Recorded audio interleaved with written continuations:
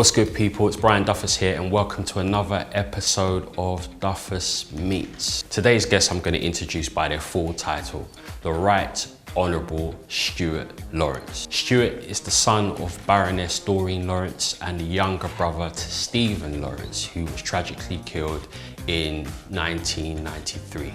The Lawrence family have been campaigning for justice since Stephen's death, and in 2019 they developed a foundation in his name, the Stephen Lawrence Day Foundation. DCF have been fortunate enough to collaborate with the Stephen Lawrence Day Foundation to help raise awareness in schools. The foundation is aimed to raise awareness around Stephen's circumstances and to help keep his legacy alive. The foundation has been put together to help raise awareness around diversity and social inclusion and to help educate people within schools. Stuart has had a career in education and he has worked tirelessly as a motivational speaker. Today we're here to speak about his brand new book, which is a really good read. So let's get into it.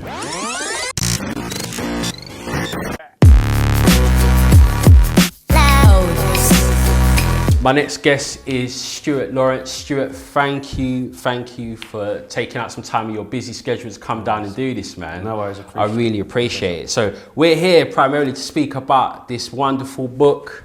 Go and get it, make sure you buy it. The book is dope.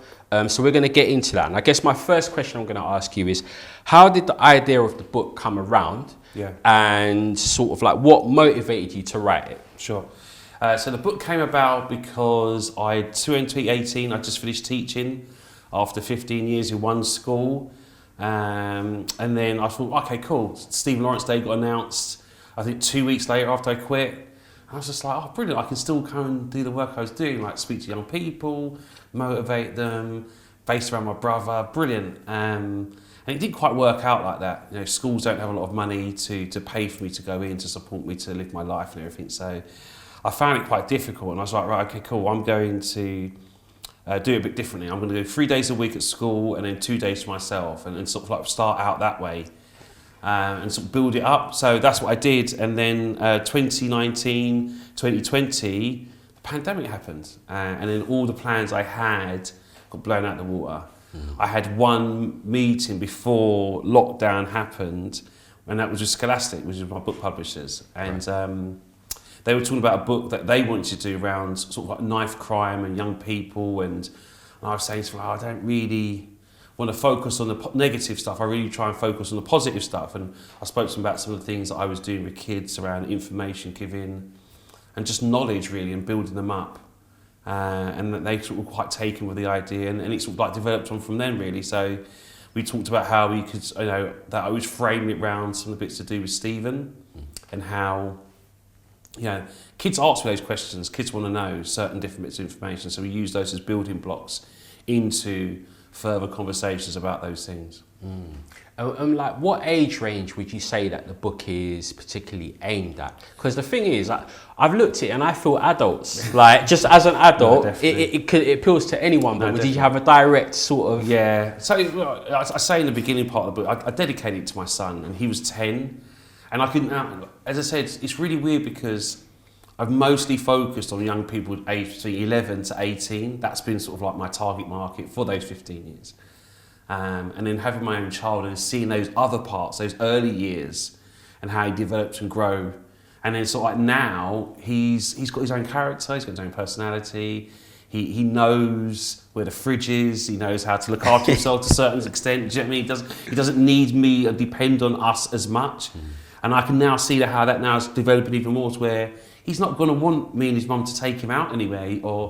So I need to make sure he's equipped. He has certain fundamental parts about himself that will be able to stop him from hopefully falling into the wrong crowd with the wrong people. That's what the mission is there. And then if I don't want that for my own son, then why won't I want it for other people as well? So yeah, for sure. That's what it is as well. So I really like the title. Yeah. What's the story behind the title? So the title came about through, again, sort of discussion point. I wanted to have something to do with the word impact and impactful, because that's what I'm trying to do. I'm trying to impact young people and trying to change their maybe thinking about certain things. And then as I said, we was going backwards and forwards on that, and then sort of the whole silence is not an option came up, especially around some of the things I'm saying. Again, it's about empowerment. That's what it's about. It's about saying that you have a voice, and that one voice can reverberate as loud as you want it to be, depending on how loud you shout and how consistent you shout about that one thing. Yeah. So that was also what it was about. It's really striking. I love the colours and stuff as well on the page. So I mean, like the book itself, it has a lot of tips and advice aimed and directed at young people. There's so much stuff in there. How did you go about choosing what to put in there? Yeah, that was really hard. I had some key things. And again, there's like some things I really wanted to put in there that didn't quite make it because of the word count that we had. But yeah, no, I just thought for myself, sort of like some key pointers, some fundamentals that I just thought were absolutely important. So imagination. Yeah. I just think that's if we can.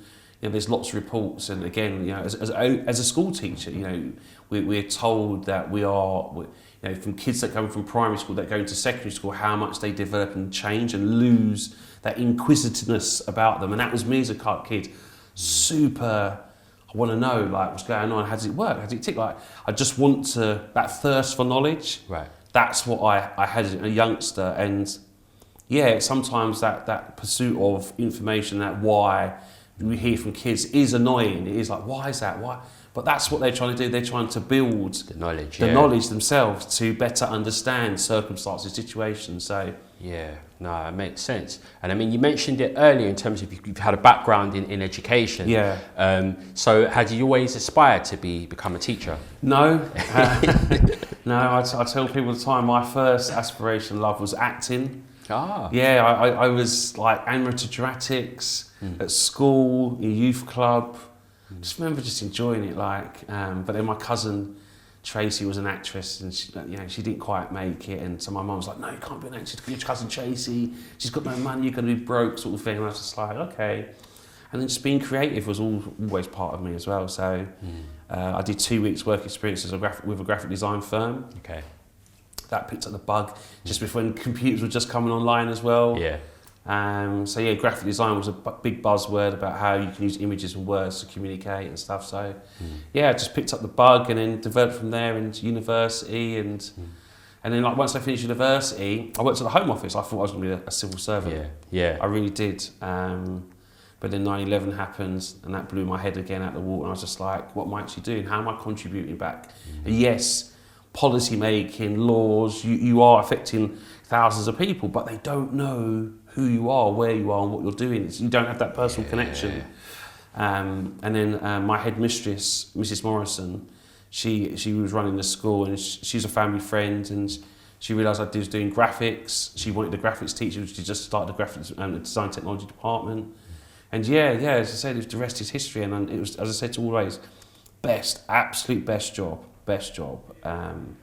I've had so many happy memories, and I do believe one day I might even go back. I might even go back into education and teaching again one day. Interesting. I was going to ask you that. Yeah. I read somewhere as well that you do a little bit of football coaching. Is that right? Yep. So I'm a massive football fan, and so my son, again, just from birth with a ball. Really good hand-eye coordination, and I was just like, okay, cool. Took him to a few places, got into it. Coach didn't turn up one day, because my friend thought it was clever. He said, "Oh, Stu, can you just jump in and help out?" Right. I was like, what? Okay, cool. So I jumped in, just loved it. Just got the bug. Yeah, just loved it. Just loved it. Just their little faces, and then teaching them things and seeing how they develop and grow. Then seeing them play matches and stuff, yeah, it was amazing. So, yeah, I got the bug. And then, like I said, my son started playing, so I was like, okay, cool, if I'm going to do this, I'm going to do it properly. So, I want to do my coaching courses, do my scouting badges. I work for Brighton, doing scouting for them as well. And yeah, as I said, I'm just that guy. If I'm interested in something, I want to know everything about it. I want to do all the courses, I want to buy all the books, watch all the videos. Yeah. I'm just that type of person. Good. Yeah. So another thing, so mental health is getting quite a lot of coverage now, rightly so, and being highlighted for the stigmatizer is coming down and stuff.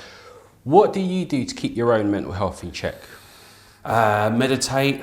I do meditate. I write things down. I've got my book over there. Just writing is huge. And then also just being aware of myself. Just being aware that I'm going to go through different cycles of ups and downs. When I'm feeling down, to know that about myself and to speak about it. That's the key thing for me now, to try and encourage other people to speak about when you're not feeling correct. To speak about it.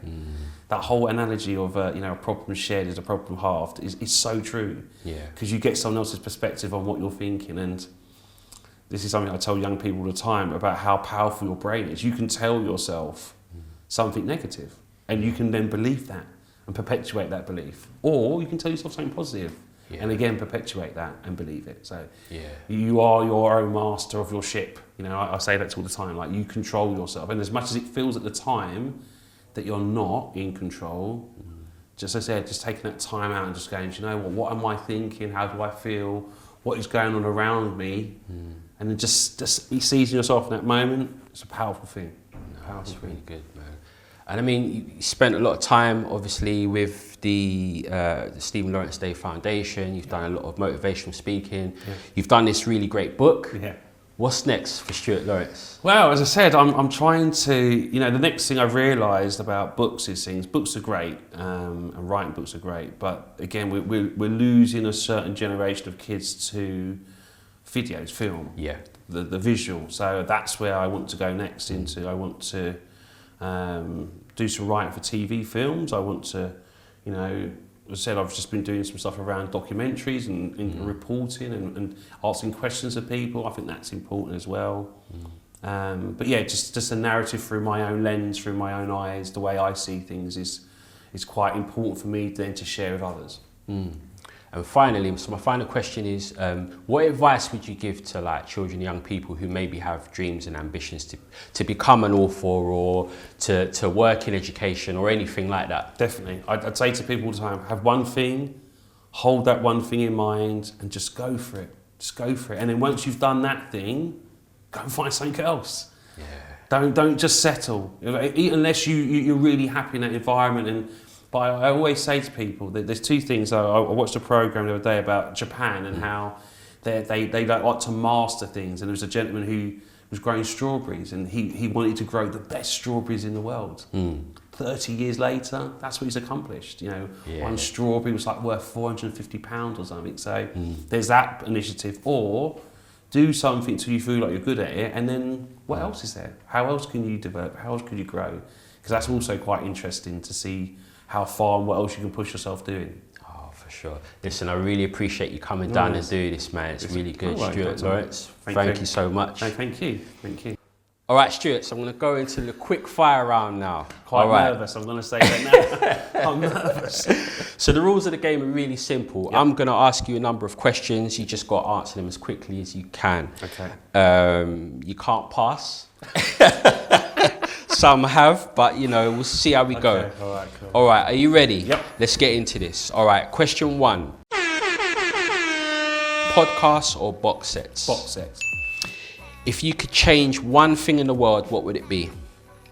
That any form of hatred would be an automatic sentence of you going to do something to learn why that's wrong. Oh, that's dope. What was the last compliment you gave someone? Probably would be my son, in fact. And I was saying to him how proud I was because he gets quite nervous and someone spoke to him that he didn't know, and for him that's a massive thing of shut down. But he was able to give his full name, hold a conversation with a gentleman, so I was super proud of him for doing that. That's something we've been working on. Nice. Twitter or Instagram? Twitter. If you had to live a life without football or teaching, which would it be? Oh,